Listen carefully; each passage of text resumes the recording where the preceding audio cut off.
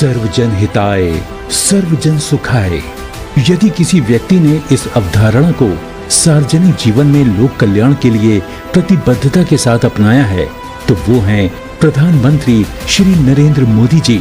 उनके मुख्यमंत्रित्व काल तथा बीते 7 साल में स्वास्थ्य सेवा के विस्तार तथा सुधार के लिए जितना काम हुआ है उतना पहले कभी नहीं हुआ। भारत सरकार द्वारा चलाई जा रही विश्व की सबसे बड़ी स्वास्थ्य योजना आयुष्मान भारत ने गरीब के जीवन की सबसे बड़ी चिंता दूर की है।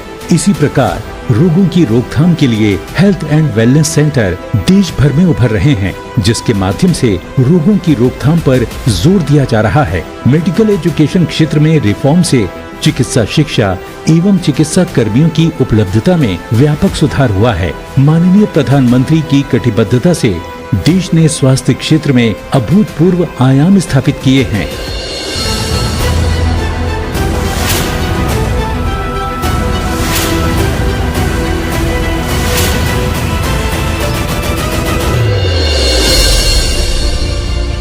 किसी भी देश में स्वास्थ्य सेवाओं को उपलब्ध कराने के लिए एक बहुत बुनियादी जरूरत है चिकित्सकों और पैरामेडिकल स्टाफ की उपलब्धता की। एक तरफ देश में मेडिकल एजुकेशन में सीटों की संख्या बढ़ाई जा रही है, वहीं इनमें एडमिशन से लेकर रेगुलेशन तक एक सीमलेस और ट्रांसपेरेंट व्यवस्था बनाई जा रही है।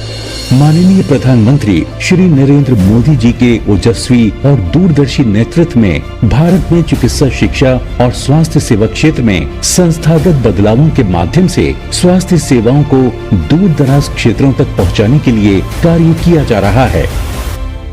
नेशनल मेडिकल कमीशन से देश में मेडिकल शिक्षा के विस्तार को गति मिलेगी, उसकी क्वालिटी में सुधार आएगा और करप्शन की शिकायतें दूर होगी।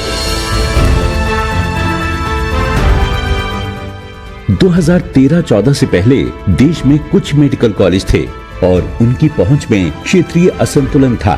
इस असंतुलन को दूर करने के लिए जिला चिकित्सालयों को मेडिकल कॉलेज में बदलने का फैसला हमारे लोकप्रिय प्रधानमंत्री श्री नरेंद्र मोदी जी ने लिया।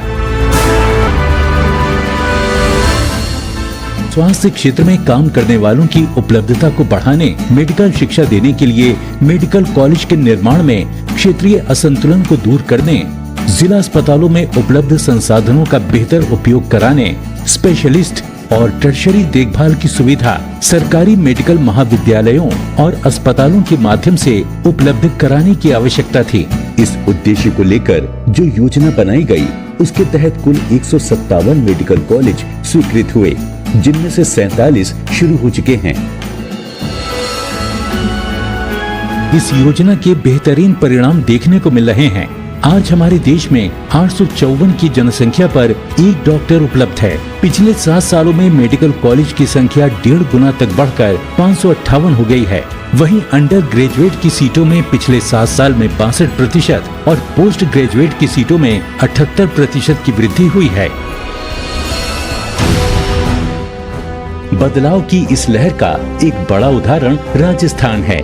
भारत सरकार ने राजस्थान के लिए 23 मेडिकल कॉलेज स्वीकृत किए, जिनमें से 7 मेडिकल कॉलेज बाड़मेर, भरतपुर, भीलवाड़ा, चुरू, डूंगरपुर, पाली और सीकर में शुरू हो चुके हैं। धौलपुर में स्थित मेडिकल कॉलेज में ओपीडी का शिलान्यास हुआ है और मेडिकल कॉलेज शुरू होने की प्रक्रिया में है।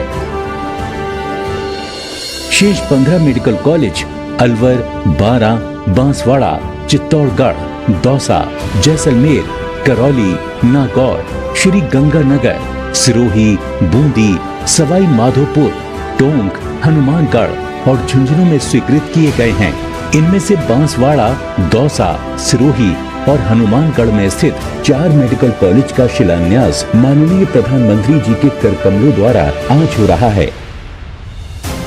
जल्द ही देश के हर प्रदेश, हर प्रांत और हर हिस्से को मिलेंगे नए मेडिकल कॉलेज, जो तैयार करेंगे कुशल डॉक्टरों की ऐसी एक बड़ी फौज, जो देश के हेल्थ केयर सिस्टम को मजबूती प्रदान करके नई ऊंचाइयों तक पहुंचाएंगे।